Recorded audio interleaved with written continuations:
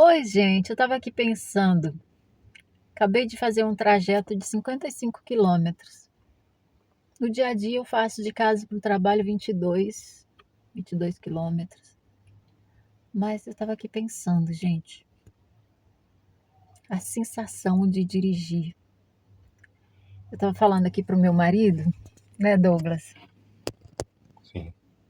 Estava falando aqui pro Douglas que eu me sinto como um anjo com asas. Claro que os anjos, eles têm a velocidade da luz, né? Eles são muito rápidos. Mas eu sou bem comportada no trânsito. Eu respeito a velocidade da via. Eu falo que eu sou uma boa motorista. E o que é ser uma boa motorista? Respeitar as regras de trânsito. Então, eu respeito as regras de trânsito. Mas, gente, a sensação de dirigir é fantástica. A sensação de liberdade é fantástica. Ter o direito de ir e vir, exercer o nosso direito de ir e vir, gente, não tem preço. E o melhor ainda é exercer esse direito tendo a certeza que tem um exército que te guarda, que tem um exército de anjos te guardando. Você sabe, o meu marido, ele tem muitas visões. Ele não gosta muito de falar ainda, eu fico falando por ele, mas eu creio que um momento desses ele vai falar, não é, Douglas? Sim, falarei. Um momento desses ele vai falar. Mas eu achei fantástico, gente. Outro dia, voltando do trabalho, em um determinado ponto do nosso trajeto, eu olho para o meu marido sentado aqui, ele não dirige. Então, sempre sou eu que estou guiando o veículo. Mas eu olho para ele aqui sentado, e, gente, ele está assim, atônito, olhando. E o único momento que ele fica assim é quando ele vê anjos. E eu falei para ele: o que foi? Você está tão quieto? Tá tudo bem? Aí ele fala assim, ele faz assim, gente, olhando. E aí ele falou: eles estão aqui. Foi isso? Sim. Sim. Os anjos estão aqui. E ele olhando para os anjos, e eu fiquei muito curiosa, gente. Eu comecei a falar para ele: e por que você não conversa com eles? Por que você não faz perguntas para eles? E naquele dia eu confesso que eu fiquei assustada, porque eu pensei: meu Deus, será que eles vieram nos buscar? Eu falei isso com alegria até, né? interrogando, interrogando o que está acontecendo. Será que eles vieram nos buscar? E eu comecei a pedir para o meu marido: conversa com eles, pergunta para eles por que eles estão aqui. E queridos, eu comecei a perguntar para o meu marido: como é que eles são? O que você está vendo? Você pode descrever, Douglas, como que eles eram? Eram muito grandes para Pode mais. virar para você, para o pessoal ver você? Oi, pessoal. Então, eles eram muito grandes. E não devia, assim, ele, tipo assim, grande que eu digo assim, uma pessoa. Você pensa uma pessoa assim alta, uma pessoa, um ser humano comum, né? Geralmente aí um ser humano comum tem uns 2,20 m, né? Não no Brasil. No Brasil é muito raro essas pessoas já tão altas assim, mas geralmente a Alemanha, Dinamarca, Suécia, são lugares onde tem pessoas assim muito altas e é comum, né, de até 2 metros e tal. Mas aqui no Brasil, né, uma faixa de altura aí de 1,80 e pouco, 1,90, uma pessoa muito alta aqui no Brasil. Mas esses anjos, eles eram além da altura dessas pessoas que eu citei, né, desses países. Era por volta de, eu imagino, né, para mais de 3 metros, com certeza. Eles não têm uma medida exata de tamanho. Ele se adapta ao ambiente. Vamos dizer assim, se aqui nós estamos no carro. Se eles estivessem aqui agora nesse momento, nós acreditamos que eles estão, né? Só que a gente não vê, sempre, né? Mas aqui, por exemplo, eles caberiam dentro desse carro. Mas se eles fossem ali para fora, o que acontece? Eles ficariam maiores. Então é isso que eu Sim. estou dizendo. É uma questão do tempo, A do Bíblia espaço. diz que os anjos são mensageiros enviados por Deus e eles estão cuidando de nós, né? A Bíblia diz que o anjo do Senhor acampa ao redor daqueles que o temem, que os anjos, e Deus dará ordem aos seus anjos para nos guardarem. Então, naquele dia, Eu acredito. Assim, eu tinha perguntado, será que eles vieram nos buscar? Então não foi, nós chegamos em casa, entramos, tudo bem. Eu acredito que Deus, que ele enviou aqueles anjos para nos dar o livramento no caminho. E aí, Douglas, aqueles anjos, eles estavam dentro do carro? Não, né? Como é que Não. eles estavam? Os que eu vi naquele momento, eles estavam do lado de fora. Eram 3 anjos.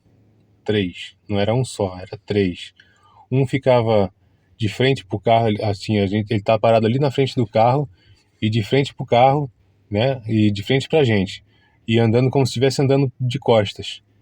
E a gente guiando, ela, minha esposa guiando o carro, e o anjo, ele andando de costas, seguindo assim, tipo assim, o foco dele era em nós, ou seja, justamente como foi citado aqui agora. Os anjos do Senhor, ele está ao nosso redor, para nos proteger, enfim, aquele anjo, ele estava focado na missão dele, que era proteger a gente, entendeu? E naquele momento foi me dada essa oportunidade de vê-los. E tinha um em cada direção da porta, um aqui e outro ali. Uma de cada porta também. Da mesma forma, eles estavam andando tipo que de lado, né? Andando de lado e focado na gente, na missão deles que era nos proteger. E eu comecei a perguntar para ele, o que eles estão fazendo? Como é que eles estão? Eles estão nos olhando? Eles sorriem? Eles estão falando alguma coisa para você? E eu lembro que Douglas falou, eles não sorriem. Bom, esses não estavam sorrindo, né? Eles estavam com semblante. A expressão deles que eu pude ver era assim, concentrado em uma missão. É como se estivesse focado em uma missão. Ou seja, sabe uma pessoa que trabalha focada?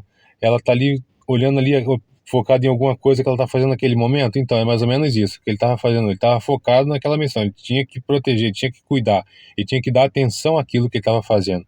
Gente, assim, olha que bom, já eu disse que ele ia falar, que ele não gosta de falar, acabei trazendo ele para falar. O Douglas, ele tem muitas experiências, ele tem a visão espiritual aberta.